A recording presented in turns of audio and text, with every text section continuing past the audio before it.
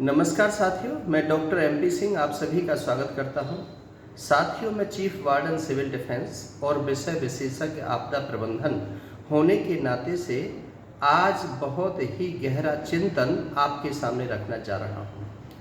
आप देख रहे हैं कि 19 तारीख से फरीदाबाद हरियाणा के अंदर बरसात हो रही है और आज 21 तारीख है। बताया जा रहा है कि आज बहुत तेज आंधी के साथ में बरसात होने वाली है और ऐसा भी बताया जा रहा है कि बरसात के साथ साथ बिजली भी गिर सकती है। इसलिए साथियों, मैं आपको सचेत करने के लिए इस वीडियो को आपके पास भेज रहा हूं। यदि आप घर में हैं तो अपने घर में ही रहें और घर में रहते हुए जो दरवाजे खिड़की हैं उनको बंद कर लें।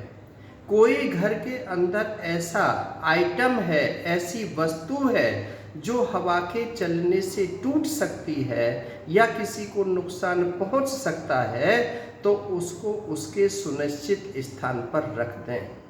यदि घर में आपका टीन शेड पड़ा हुआ है और जैसे कि 50-60 किलोमीटर पर रफ्तार से जो तेज हवाएं चलेंगी उसमें वो उड़ने की संभावना हो सकती है, वो किसी के दूसरे मकान पर गिर सकता है, वो किसी की गाड़ी के ऊपर गिर सकता है, किसी बच्चे के ऊपर गिर सकता है, किसी को वो क्षति पहुंचा सकता है।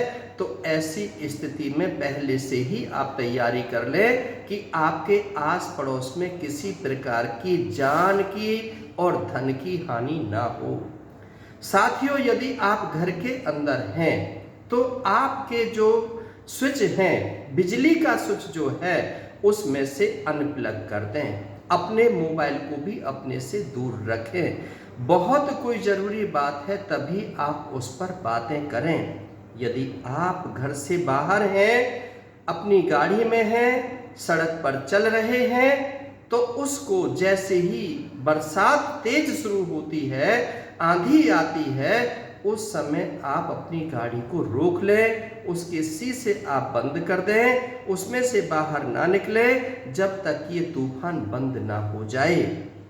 आप रिस्क ना लें। साथियों, हो सकता है कि जब बिजली गिरती है तो उससे लोग जल जाते हैं, लेकिन जब भी लोग जलते हैं तो उनमें विद्युत का करंट नहीं रहता है। इसलिए यदि ऐसी स्थिति के अंदर आपको कोई व्यक्ति मिलता है तो उसकी आप प्राथमिक चिकित्सा करें। आप उनके शब्द बोलें, उनके सुनने की शक्ति को चेक करें, उनकी आंखों के सामने जाएं, हाथों को हिलाएं, उनके आंखों की दृश्य को देखने की कोशिश करें कि ये विजिबल है या नहीं है, इसको दिख रहा है या नहीं दिख रहा है, यह सुन पा रहा है या नहीं सुन पा रहा है। यदि उसकी हड्डी टूट गई है हाथों की और पैरों की तो हड्डी टूट का इलाज करें। यदि कहीं से खून निकल रहा है तो उसके खून को रोकने की प्रक्रिया को अपनाएं। नज़दीकी अस्पताल में पहुंचाने की कोशिश करें। मानवीय गुणों को अपनाएं। साथियों, यह आपदा बहुत आती रहती हैं, लेकिन इसमें धैर्य को धारण करना होता है, हिम्मत को रखना होता है और ऐसी स्थिति के अंदर कभी भी ध्यान रखें कि पेड़ों के नीचे सहारा ना लें।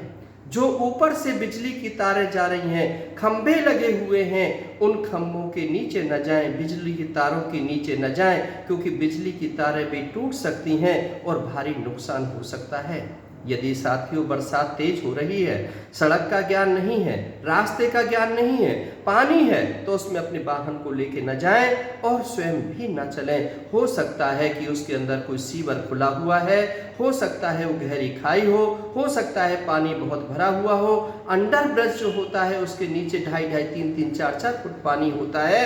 तो ऐसी स्थिति में आप रिस्क न लें। अपनी गाड़ी चलाते हुए विशेष एहतियात रखें। साथियों, अपनी सुरक्षा में ही सभी की सुरक्षा है।